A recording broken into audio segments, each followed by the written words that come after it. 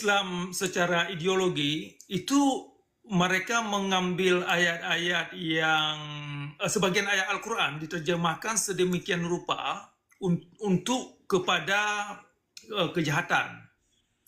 Nah, sedangkan ada sejumlah ayat-ayat Al-Quran yang bagus itu ditolak. Contoh, La ikraha fiddin ayat 256 surah Al-Baqarah. Itu sebenarnya bagus. Tidak ada paksaan gitu ya dalam beragama ya. Benar, itu bukan ya tidak ada paksaan dalam beragama. Itu kan bisa menciptakan toleransi beragama, bisa menciptakan debat yang produktif, ya kan? Semua manusia, semua orang Islam berhak untuk mempertanyakan apapun yang perlu dikaji dan perlu dipertanyakan secara kritis. Nah, tetapi karena dalam dimensi syariat Islam tidak mengakui ayat 256 dari surah Al-Baqarah, sehingga ayat itu tidak banyak makna apa-apa, tidak berfungsi, malah ayat itu menjerat orang-orang yang masuk Islam seperti kayak ini orang mualaf, ya kan? Kebanyakan orang mualaf terpedaya dengan ayat itu. Mereka mengira la ikraha fiddin, mereka masuk Islam, oke, saya masuk Islam, nanti kalau saya tidak suka saya keluar, kan demikian. Padahal kalau sudah masuk, kalau keluar itu akan dipancung ya. Benar, ya. Iya. Ya. Jadi ini perlu dimengerti oleh kawan-kawan di bawah ini, bahwasanya la ikraha fiddin itu bukan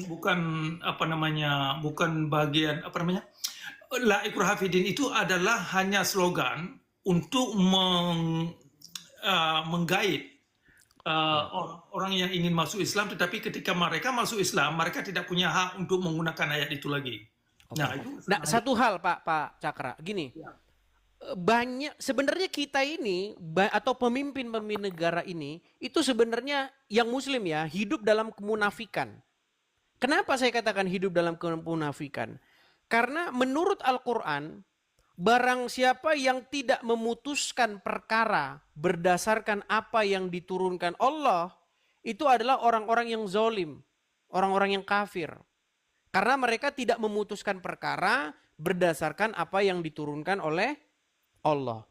Sementara negara kita itu tidak memutuskan perkara berdasarkan apa yang diturunkan Allah.